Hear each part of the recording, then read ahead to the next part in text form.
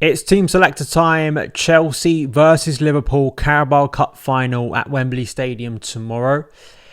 This is potentially a huge game for Chelsea. And I know it is a huge game for Chelsea, whatever happens. But I think the significance, if Chelsea were somehow able to end their Wembley curse, beat Liverpool, which in itself is a big feat given their current quality, and lift that silverware, I think it will do so much for the club.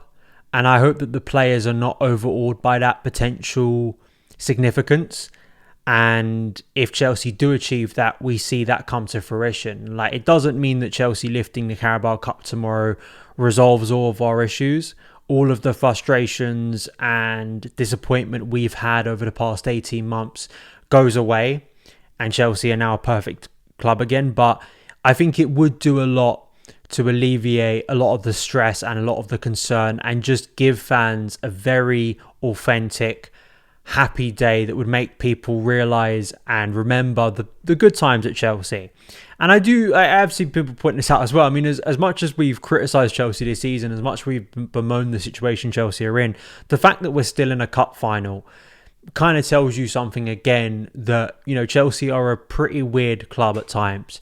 Despite all of the analysis around us, we can still compete, and I think that in itself is a positive. But of course, as Pochettino said himself in the pre-match press conference, finals are not for playing well, they're for winning. It's a very Mourinho quote. I almost think that's an accurate Mourinho quote. You may have read what Mourinho said pre the Liverpool League Cup final in 2005, what he said pre-playing Spurs, his Spurs side back in 2015. And there are some nice parallels there. The fact that Pochettino's only domestic final in England with Spurs came against Chelsea in the League Cup. Of course, JT, Diego scoring that day.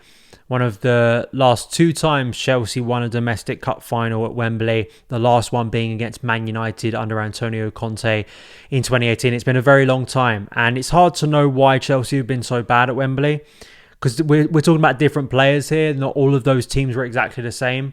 Conte's title-winning team lost at Wembley. I know this wasn't part of the six-game losing run, but Frank Lampard, of course, in the lockdown season, the FA Cup final, that's where this losing run began. We've had a couple of close games against Liverpool, 2 penalty shootouts, which could have gone another way. So I think, unfortunately, it has culminated in this pressure that we have to win tomorrow to end this horrendous run. But it is what it is. But you have to also factor in that Chelsea, this group of Chelsea players, actually, few of them were there for the last time, given how much of a squad turnover there has been since the FA Cup final in May of 2022. Let's look at Liverpool.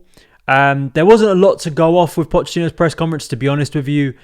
The biggest team news he gave was around Thiago Silva. We'll get to that with my team selector, what I think about a potential Silva return. But in the case of Liverpool, they do have some injury concerns, but the way the media has been covering it has been the usual fawning and pandering and bending over backwards to talk about how wonderful Liverpool is, how much sympathy we should all have for Liverpool. Liverpool are the favourites for this game. And I fully expect that Mo Salah, Darwin Núñez, Dominic Szoboszlai will all be featuring in some capacity in tomorrow's game. That helps Chelsea if Mohamed Salah ain't playing, because of course he is their top goal scorer. But the idea that Liverpool are suffering an injury crisis anywhere close to what Chelsea have basically all season, what Man United have all season, what Newcastle have all season, is just farcical. But again, we know this with the media with Liverpool, right? They focus in on Liverpool's weaknesses. They highlight them as if they're something unique and something different, and they're suffering from something that no one else can, so they deserve sympathy. They don't. They're going for a Premier League title. They have great players. They have a great head coach. And if they lose tomorrow, they would have been undone by a Chelsea team who probably shouldn't be beating them. So that's the reality. They are not underdogs for this game. So any chatter about that is just absolutely farcical. But, you know, Liverpool did comprehensively beat Chelsea last time. And I think the big thing I've been thinking about is, how do Chelsea try and prevent that happening again? I think John McKenzie made a really good point from Tifo about why Liverpool give more problems to Pochettino's Chelsea than, say, Man City do. Man City are a lot more about retaining, at times, quite passive possession, whilst Liverpool are a lot more run and gun, kind of in-your-face direct style of football. There was a simplicity when watching back the game in January that they targeted, so direct. The way Darwin Núñez was able to run in behind Chelsea's defence, the lack of speed in Chelsea's defence was a real problem. The distances between Chelsea as a team was a real problem then. And Liverpool, I think, quickly worked out that because of that disconnect, if you could bypass Chelsea's initial press, there was this massive gaping hole to run into, and that's where a lot of the goals came from. But in recent weeks, I think from an optimistic point of view, Chelsea have started to close down those spaces in a real good way. I mean, we look at the Villa game, particularly in central midfield. We look at the performance against Man City last weekend and the way the team dealt with that. I think a lot of that has to do with changes in personnel, but then also maybe Pochettino himself realising how to get the best out of this group. So I would like to think those combination of things can maybe change the way that game will play out tomorrow. Because if the same game, I know it sounds very obvious, but it wasn't just a 4-1 hammering. It could have been a lot more than 4 goals Chelsea conceded at Anfield. So really, I think it's Chelsea's ability to not only prevent that from happening and being transitioned on so regularly, but then also finding a way to repeat what we did so well against Liverpool at the very start of the season, where we exposed their high line at times. We're able to find gaps between their defensive midfield. Who are going to be those players to do that? And how can we replicate the transition game we played against Man City? Because there is space to exploit. I mean, you watch Arsenal, the way they did it so convincingly against Liverpool a few weeks ago. Liverpool are a proactive team. That's in their nature. That's what they do. So at times they will leave space in transition, and it's whether Chelsea can deal with that. And also without Alisson, I do also think maybe that helps Chelsea a bit, because he, had a good game against Chelsea in the last cup final we played, but then also has been trusted by Klopp for the whole of this run. But, I think a little bit like Ederson, Alisson is a goalkeeper who will be proactive. He'll come off his line. Is Kelleher to the same level? No. Does he have the same confidence level? Does that defence have the same trust in him? I'm not entirely sure. So it's whether Chelsea can capitalise on things like that. Small things that maybe make a difference in what a lot of finals turn out to be a very tight and cagey games. So going into my team, I'm not going to surprise a lot of people here. And I would be surprised if teams and predicted lineups, I haven't seen many to be honest, but I would suspect people are going to be going with a very similar team that played last weekend. And I think it makes a lot of sense because of the performance level of those players. There is maybe a discussion and debate around certain personnel within the team. But this is my team. So Petrovic in goal. Hopefully for him, this is a really, really landmark moment. Of course, he saved the big penalty against Matt Ritchie that got Chelsea to the semi-final. And he had another really good performance against Man City. He's made some big saves. I think he's going to be called upon in this final at some point to make some big saves. I hope it's not on penalties, but he may be needed for that long, to be honest, because there's no Kepa this time for people's delight, probably, given what happened the last time Kepa was involved in a penalty shootout for Chelsea.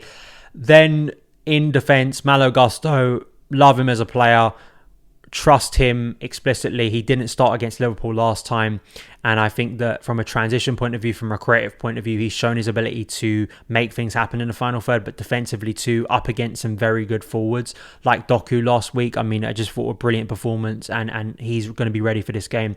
The back two, Axel Disasi, Levi Colwill. That performance last week was all the evidence you needed that they could perform against a big team. And I think it's the time to give them another test. And Thiago Silva, even if he makes the bench, he makes the bench. It shouldn't be any more than that for me. Chelsea should now be looking beyond Thiago Silva. And this is the first team. So I think this is another big chance for them to prove themselves. Disasi has had some brilliant performances. I mean, that performance last weekend was exceptional. If he can carry that type of display, it may win Chelsea a cup. It may, lend itself to an historic cup final performance. And Levi too, only recently back from injury, you saw the passion and the dedication and the precision of his performance. Ben Chilwell maybe can finally put some of those Wembley blues behind him. And then in midfield, Enzo Fernandez, Moises Caicedo. I think both of these players are going to be huge, especially when you think about Enzo Fernandez's performance. His performance right at the start of the season against Liverpool was amazing. The way he was able to break through Liverpool's lines of press, especially first-time passes, and then also running beyond the ball. I want to see a little bit of that. Again, I know people talk about his positioning, but we want to see at times those midfielders make runs beyond the ball, because sometimes that's how you break down a defence. But I think Enzo is going to be a key player for Chelsea tomorrow if Chelsea win. And obviously, I think it's the same for Moises Caicedo. The three behind the striker, we're going to go Cole Palmer. He's been the big player for Chelsea. He scored the last time he went to Wembley with Man City. Again, does that count for anything? Probably not. But he's going to be a big player for us. Conor Gallagher, I just can't see not starting a game like this, and his performances have gone like that in recent weeks, which is really good to see ahead of a cup final. And then, yeah, I am going to still go Raheem Sterling. I've been very harsh on Sterling, but I think that Poch will go with him. He did score last week. He also is someone that I think Poch will look at and go, you've played in a lot of cup finals. This is the first cup final for Chelsea. And it's a stadium where Sterling has created some very good memories in his career. Again, we are talking intangible things here, but do they make a difference? Could they make a difference? My big concern with Sterling is the same concern I have with Sterling every single week, is his inability at times to track back. Chelsea weren't exposed in that aspect last week. I think Sterling had a really good performance, and of course he scored.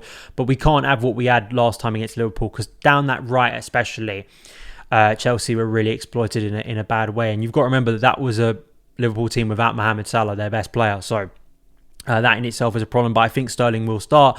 And then Nicholas Jackson, who has been creating goals, I think he's been making a difference. I think he will be important in transition. You got to remember that Nicholas Jackson, Malo Gusto, these players did not start at Anfield, and I think that made a difference to Chelsea.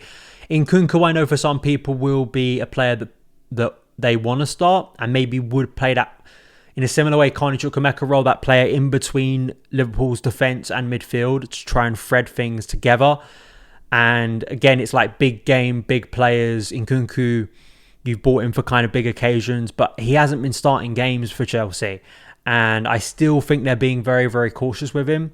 And you never know how long this game goes, right? This could go to extra time, and then the game stretches, it opens up, and then suddenly a player like Nkunku becomes a difference maker in the second half and into extra time. You never know. I just can't see him starting this game. I know that may be a frustration to some people, but I think I'm just going to go with what has been working for Pochettino in recent weeks. The only other thing I would do is then you move Jackson out to the left, like we did against Aston Villa, because against a higher line, I think he can prove to be really effective in that aspect, which Liverpool will go with at times, and Chelsea can maybe find opportunity with. But then who do you go with up front? I think that's the big question, because he played Noni Madueke on the right against Aston Villa, and that worked really well, the combinations between him and Gusto, and then you had Palmer and Gallagher kind of as a front two. It's whether he wants to have more of a natural centre forward in this game, because we didn't last time against Liverpool and it really didn't help us out. So that's a big question in itself, and I think Jackson did some good things the last time he played against Liverpool right at the start of the season. That's my starting 11. Please let me know yours in the comments below. Fingers crossed, up the Chelsea. Maybe, just maybe, this is a time where Chelsea can end their Wembley curse. Thank you so much for taking the time to watch this show. If you're a Chelsea fan and you want more carefree content, please do hit that subscribe button. Really helps the channel out, as well as the like button and sharing it around with friends so more people can get involved in the community. And you can follow Son of Chelsea across socials at Son of Chelsea on TikTok, on Instagram, and on X. Thank you.